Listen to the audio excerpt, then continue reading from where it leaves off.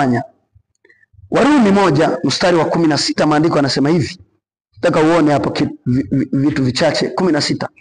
Katika siku ile Mungu atakapozihukumu siri za wanadamu sawa sawa na injili yangu kwa Kristo Yesu. Unaona hiyo? Anazungumza nao. Kwa nini? Kwa sababu mstari wa 8 anasema na wale wenye fitina wasiotii kweli bali wakubalio dhuluma watapata hasira na ghadhabu. Mstari wa 10, dhiki na shida juu ya kila nafsi ya mwanadamu atendaye uovu, Myahudi kwanza na Myunani pia. Kama hukumu itakuja, itaanza kwa Myahudi, kwa sababu sheria kazi yake ni kumuonesha kwamba hii ni dhambi, hii ni dhambi, lakini haijamsaidia kuishi maisha ambayo Mungu anahitaji. Sheria inamuonesha kwamba ukiiba utahukumiwa, ukitukana utahukumiwa, lakini haijamsaidia kuishi maisha matakatifu. Na ndio akasema mstari wa 8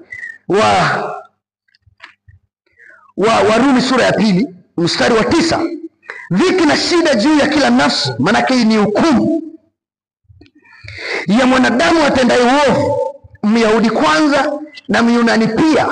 Myahudi kwanza na Myunani pia.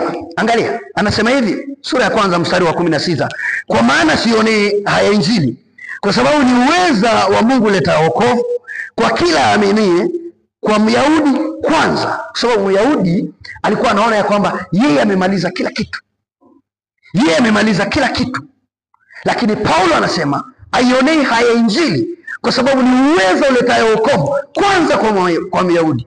Inapohubiriwa, hata Myahudi yuko chini ya sheria, yuko chini ya dhambi, anatawaliwa na dhambi, lazima aisikie injili ili apate wokovu, ili aweze kubadilika. Anaposema je, sisi ni bora kuliko wengine, Paulo alikuwa anawaambia Wayahudi ya kwamba pamoja na dini yao, wao sio bora, kwa sababu dini haiwasaidii wao kuishi maisha yale ambayo Mungu anataka. Pamoja na mila zao, bado wao hawezi kuitimiza haki ya Mungu.